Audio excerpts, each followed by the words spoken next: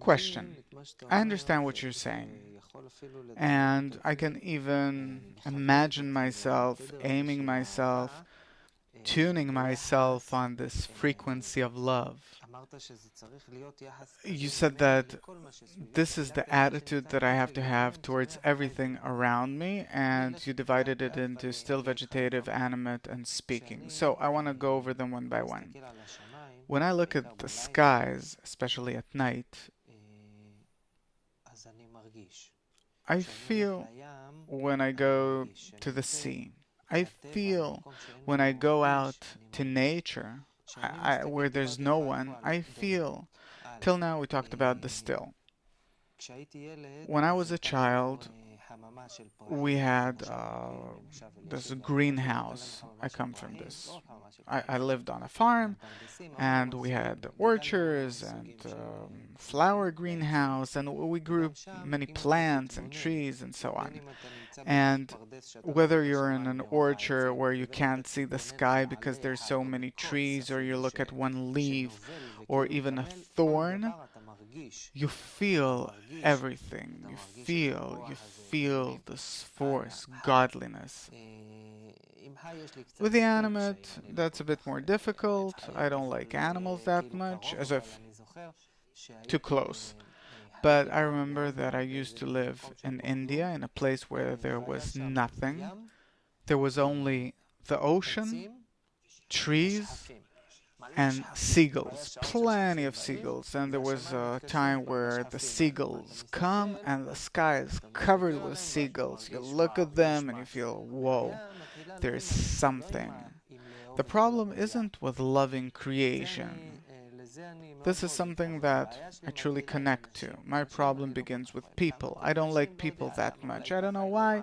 Maybe the Creator made people this way, that they're bad, they're evil. I don't know how to even put it. What do I do about people? With the still, vegetative, and animate, I understand what you're saying.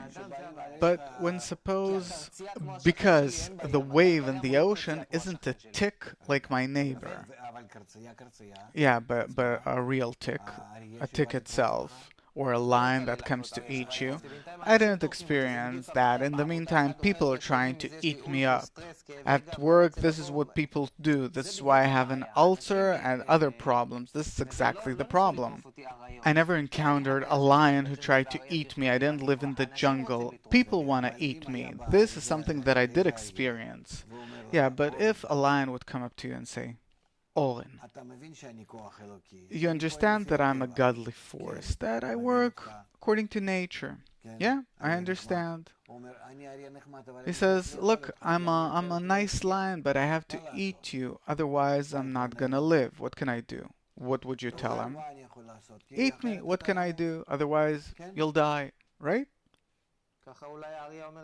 Maybe this is what a lion tells some deer that he eats for lunch. Sure? He isn't mad at her. He doesn't want to do anything bad to her. He simply has to eat her in order to survive. So this isn't what I feel from people. I feel that people want to do bad things to me even if they don't need anything, as if they enjoy doing bad things. That's the force of pride, of ego, that has to feel that he's really eating you. Yeah, he degrades me. I don't know what he gets from it. He makes fun. You see it even on children. Suddenly they make fun of their friends. If one has something, the other has to have, or he won't have it and I will. Right, so what do I do about people? That's the question. It is a force called I shall rule. I shall rule. What does that mean? It's the force of the Pharaoh. What do you mean? That I will rule. Me instead of God. I'm the king.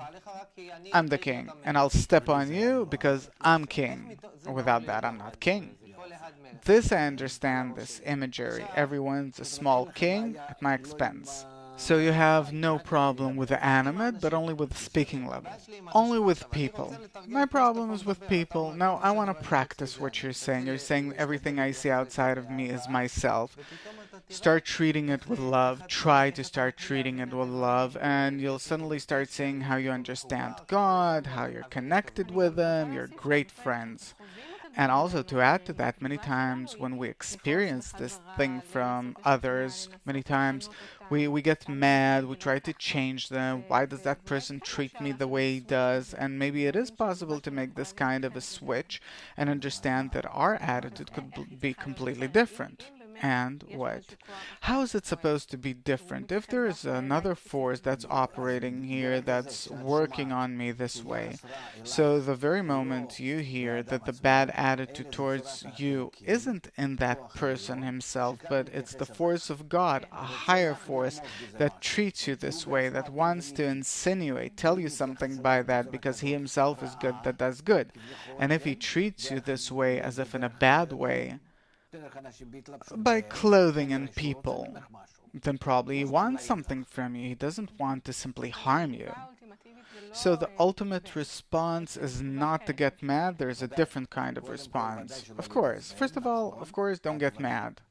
True. Fine. It's not simple, but that's the first thing. The other thing is, what? You have to try and observe, maybe, to invert the enemy into your lover. להפוך שונאו לאהבו in Hebrew. Because here I'm dealing with a divine phenomenon. The Creator wants to teach me, to educate me. How do I do it? How do I turn myself into a good student? How? If I will examine everything and will respond correctly, because I see it as the Creator's attitude towards me, then my correct attitude in return will be called doing a mitzvah, a precept. And then I will be called a wise disciple, meaning that I learn from the Creator. Through you, suppose, that you're treating me not so good. Now, I'm studying, I'm learning the right behavior. Not even behavior, but my inner correction, that I have to correct something about myself. Now, in order for me to truly treat you correctly, suddenly I discover that I have no such force inside of me, I have no such desire. On the contrary, if you don't treat me nicely, then I'll treat you 1,000 times worse. And I'll try everything in order to, I don't know, sting you somehow. Even if I don't respond, on the inside, that's the feeling. So what do? Here I start discovering that if I'm in a state where I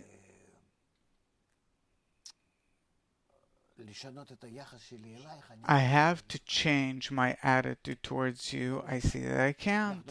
I can't. We see that humanity, people from generation to generation, are becoming worse and worse in their attitude towards each other. Our ego is going and growing. And then I have to turn to the Creator. Help me. Give me the strength to overcome. You have made my evil inclination. Now instead of it, make the good inclination. Give me the good inclination. I can't do it on my own. If I turn to Him this way, that means that I'm praying. I'm asking Him to change me. That's all you need. That's the only thing that He's waiting for, because by that I accept Him as the King of the world, who's arranging everything, organizing everything, that He has created the evil inclination, and also He says that He has created the Torah, spice, meaning a certain force that's coming to me now and is giving me the possibility, the ability of being good towards you. What does good mean? I don't know. But to invert you to good, that's called to make one's enemy into his lover. When a person does that, that's what I do. How? By that force called Torah. It's the force of light. It's a force, doesn't matter. That's how it's called. It's not the light that we see. And then, this way, I get a force from the Creator, And by it, I treat you in a good way. And before that, I had the opposite form to God inside of me, and I constantly grew in this evil form. That's why it's called the evil inclination. And now, by the force of the Torah, the force of light, this evil inclination, this evil force inverts into a good force. So it's called from anti-God, from the opposite form, from the ego, from the so-called Pharaoh. Now I've inverted myself into a godly person, that there is a divine force in me, and this is how I come to know him, and now this is how I treat the entire world. Say, why do I have to treat someone who does bad things to me with love? Because it's simply a demonstration that that evil is in you. I don't understand. If someone treats me badly, why do I have to treat him with love? The Creator is treating you through the entire world with the utmost love. Look, I'm giving you a different depiction. The Creator, through the entire world, through everything's around you, treats you with the uttermost love. But I see it differently. Why? Because I'm opposite to love. I'm in envy and hatred. I want to control everything. I'm an ego.